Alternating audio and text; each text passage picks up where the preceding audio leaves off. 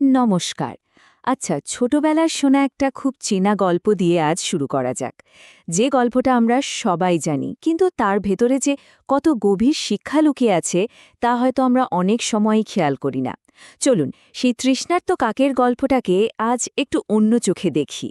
কখনো কি ভেবে দেখেছি কেন কিছু গল্প বছরের পর বছর ধরে এক প্রজন্ম থেকে আরেক প্রজন্মে একইভাবে টিকে থাকে? কারণ গল্প তো শুধু গল্প নয়, গল্প হলো এমন একটা মাধ্যম যা আমাদের বড়দের কাছ থেকে পাওয়া জ্ঞান আর শিক্ষাকে খুব সহজভাবে আমাদের কাছে পৌঁছে দেয়। আর তৃষ্ণার্ত কাকের গল্পটা তো ঠিক এমনই একটা কালজয়ী কাহিনী। এই ছোট ছোট গল্পগুলোই কিন্তু আমাদের ভাবনার জগৎটাকে তৈরি করে দেয়, আমাদের চরিত্র গঠনে সাহায্য করে। চলুন তো একবার দৃশ্যটা কল্পনা করার চেষ্টা করি।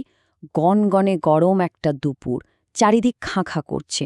একটা চালাক কাক জলের খোঁজে এদিক ওদিক উড়ে বেড়াচ্ছে। কিন্তু কি করবে, গরমে তো সব পুকুর নদীনালা শুকিয়ে কাঠ। তার গলা শুকিয়ে আসছে আর সে জমজম ক্লান্ত হয়ে পড়ছে। তো যখন কাকটা জলের জন্য প্রায় ছটফট করছে, ঠিক তখনই সে একটা বড় সড় চ্যালেঞ্জের মুখোমুখি হল।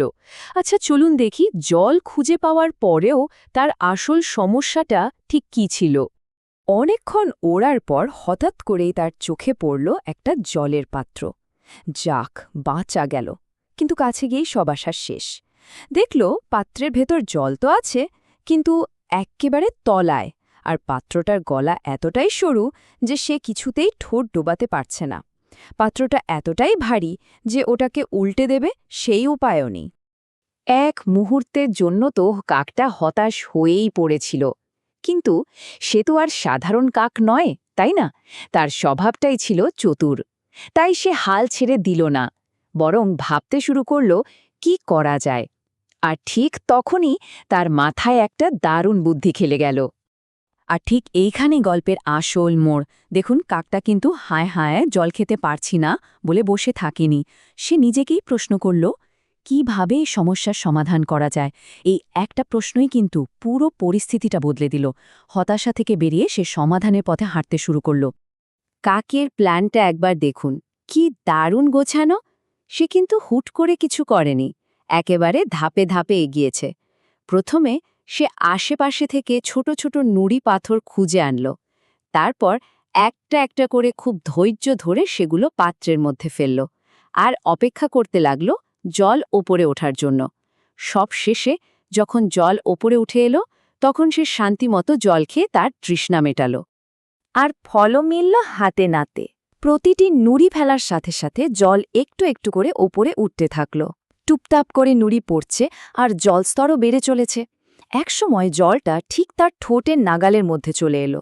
এটা কি দারুণভাবে প্রমাণ করে, তাই না, যে ছোট ছোট চেষ্টাগুলো একসাথে হয়ে একটা বড় সাফল্য এনে দেয়। তো এই ছোট্ট গল্পটা থেকে আমরা আসলে কি কি শিখতে পারি? চলুন এর পেছনের গভীর শিক্ষাগুলো একটু খুঁজে দেখি, যা আমাদের জীবনের সব ক্ষেত্রেই কাজে লাগতে পারে। গল্পের একেবারে মূল কথাটা কি? ইচ্ছে থাকলে উপায় হয়। মানে মন থেকে যদি আমরা সত্যি কিছু চাই আর তার জন্য চেষ্টা করি, তাহলে কোনো না কোনো রাস্তা ঠিকই বেরিয়ে আসে। কাকের মতো আমাদেরও শুধু ইচ্ছাশক্তি আর চেষ্টাটা ধরে রাখতে হবে। কিন্তু এইখানেই শেষ নয়।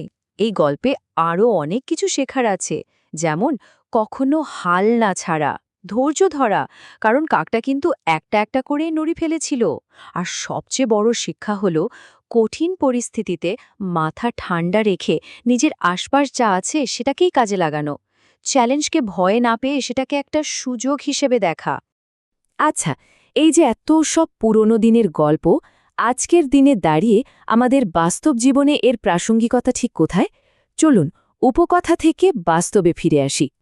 মজার ব্যাপার হলো, কাকের এই বুদ্ধিটার পেছনে কিন্তু একটা সলিড সায়েন্স আছে, যেটাকে আমরা বিজ্ঞানের ভাষায় বলি ওয়াটার ডিসপ্লেসমেন্ট থিওরি। মানে যখন কোনো জিনিস জলে ফেলা হয়, তখন সেটা নিজের আকারের সমান জল সরিয়ে দেয়। কাক কিন্তু না জেনেই এই সায়েন্সটা কাজে লাগিয়েছিল। ভাবা যায়, একটা গল্প আমাদের বিজ্ঞানের একটা সূত্রও শিখিয়ে দিচ্ছে। আর হ্যাঁ, এই গল্পটা আমাদের আরও একটা খুব জরুরি কথা মনে করিয়ে দেয়, জলের মূল্য। কাকের ওই তৃষ্ণাটা আমাদের বোঝায় যে জল আমাদের জন্য কতটা দামি, সাথে প্রকৃতির প্রতি একটু দয়া দেখানোর কথাও বলে। এই গরমে আমরাও তো পারি, তাই না, বারান্দায় বা ছাদে একটা পাত্রে একটু জল রেখে দিতে ওই পাখিগুলোর জন্য। তো শেষ করার আগে চলুন সবাই মিলে একটা প্রশ্ন ভাবি। কাক তো নুড়ি ব্যবহার করে তার সমস্যার সমাধান করেছিল। আমাদের জীবনের বড় বড় সমস্যাগুলো সমাধান করার জন্য আমাদের হাতের নুড়িগুলো কি হতে পারে? মানে কোন সেই ছোট ছোট ধারাবাহিক পদক্ষেপগুলো যা আমাদের বড় লক্ষ্যের দিকে এগিয়ে নিয়ে যেতে পারে? উত্তরটা কিন্তু আমাদের নিজেদের মধ্যেই লুকিয়ে আছে।